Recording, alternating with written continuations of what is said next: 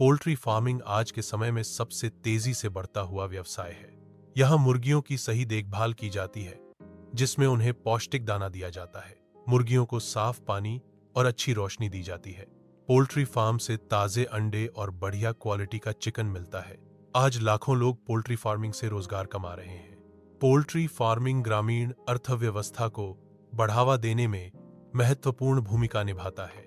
कम पूंजी में एक बड़ा व्यवसाय शुरू करने के लिए पोल्ट्री फार्मिंग एक बेहतर विकल्प है। पोल्ट्री फार्मिंग व्यवसाय कम निवेश के साथ उच्च लाभ की संभावना प्रदान करता है।